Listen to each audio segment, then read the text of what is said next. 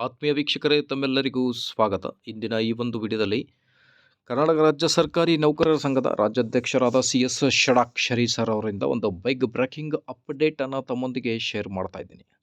ವಿಡಿಯೋನ ಸ್ಟಾರ್ಟ್ ಮಾಡೋಣ. ಅದಕ್ಕಿಂತ ಮುಂಚೆ ನೀವು ಕೊಡುವ ಒಂದೇ ಒಂದು ಲೈಕ್ ನಮಗೆ ಸಪೋರ್ಟ್ ಆಗಿರುತ್ತೆ. ದಯಮಾಡಿ ವಿಡಿಯೋನ ಲೈಕ್ ಮಾಡಿ, ಅದರ ಜೊತೆಗೆ ನಮ್ಮ ಯೂಟ್ಯೂಬ್ ಚಾನಲನ್ನು ಕೂಡ ಸಬ್ಸ್ಕ್ರೈಬ್ ಮಾಡಿಕೊಳ್ಳಿ. ವೀಕ್ಷಕರೇ, ರಾಜ್ಯದ ನೌಕರರು ನೆಮ್ಮದಿಯಿಂದ ಇರುವಂತೆ ಮಾಡುವುದು ಸಂಘದ ಕರ್ತವ್ಯವಾಗಿದೆ. ಈ ಕಾರಣದಿಂದ ನೌಕರರಿಗೆ ನೀಡುವ ಹಬ್ಬದ ಮುಂಗಡವನ್ನು ಪ್ರಸ್ತುತ ಇರುವ 25,000ವನ್ನು 50,000ಕ್ಕೆ ಹೆಚ್ಚಳ ಮಾಡಲು ಪ್ರಯತ್ನಿಸಲಾಗುತ್ತಿದೆ. NPS ಬದಲಾಗಿ OPS ಜಾರಿ ತರುವ ಬಗ್ಗೆ ಸಂಘವು ಸತತ ಪ್ರಯತ್ನ ನಡೆಸುತ್ತಿದೆ ಎಂದು ರಾಜ್ಯ ಸರ್ಕಾರಿ ನೌಕರರ ಸಂಘದ ಅಧ್ಯಕ್ಷರಾದ CS ಷಡಾಕ್ಷರಿ ಸರ್ ಅವರು ಮಾಹಿತಿಯನ್ನು ಕೂಡ ನೀಡಿದ್ದಾರೆ. ವೀಕ್ಷಕರೇ,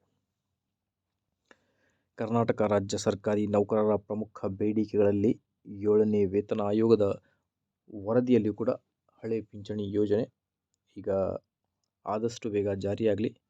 ಕರ್ನಾಟಕ ರಾಜ್ಯ ಸರ್ಕಾರಿ ನೌಕರರ ಬಹುದಿನಗಳ ಬೇಡಿಕೆಯಾದ ಹಳೆ ಪಿಂಚಣಿ ಯೋಜನೆ NPS ಟು OPS. ಸೊ ಅಧಿವೇಶನದಲ್ಲಿಯೂ ಕೂಡ ಸದಸ್ಯರು ಕೇಳಿರುವ ಪ್ರಶ್ನೆಗೆ ಮಾನ್ಯ ಮುಖ್ಯಮಂತ್ರಿಗಳು ಸಮಿತಿ ವರದಿಯನ್ನು ಸಲ್ಲಿಸಿದ ನಂತರ ಚರ್ಚೆ ಮಾಡಿ ಅದನ್ನು